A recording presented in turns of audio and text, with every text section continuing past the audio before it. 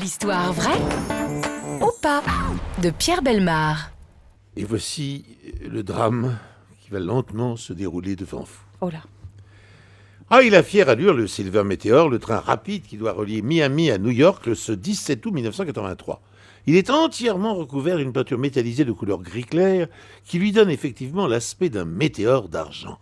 Si ses performances n'atteignent pas celles d'un TGV qui à cette époque est exploité uniquement en France, il doit tout de même rallier la métropole du Nord-Est en moins de 12 heures.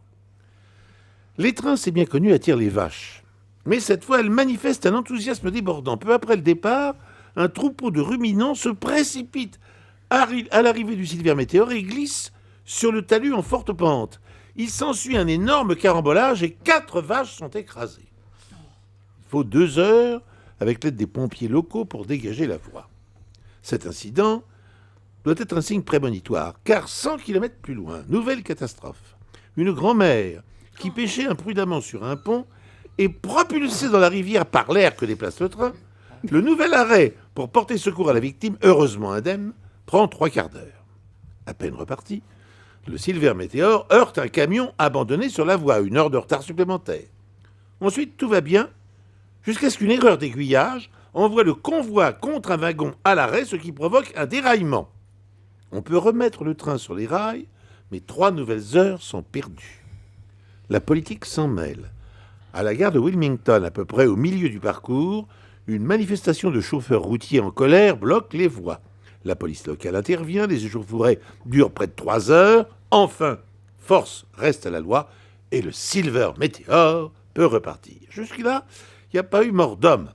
Mais, pas très loin de l'arrivée, une voiture force un passage à niveau et ses 2 occupants sont tués.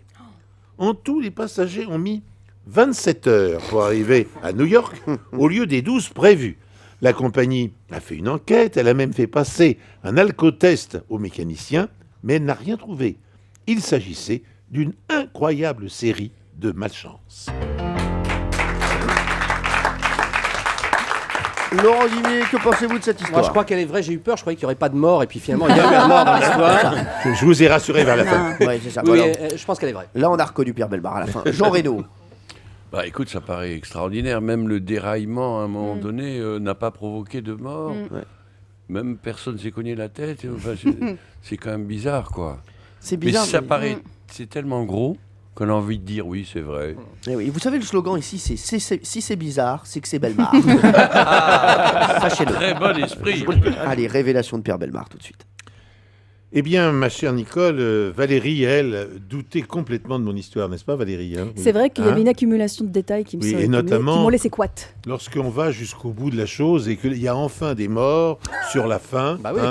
2 morts, est-ce qu'il y a vraiment eu des morts? Voilà, c'est ça le problème dans cette suite de catastrophes pour le météore. Parce qu'il y en a quand même beaucoup. C'était facile d'inventer, vous voyez ce que je veux Oui, dire? Ah là là. Bah, je ne l'ai pas fait. Non. C'est vrai, Ah. c'est vrai de bout en bout. Il n'a pas cédé à la facilité, Bravo, les Pierre gars. Bellemare. Bravo. Europe 1, les pieds dans le plat, Tous les jours, 10h30, 12h30. Cyril Hanouna.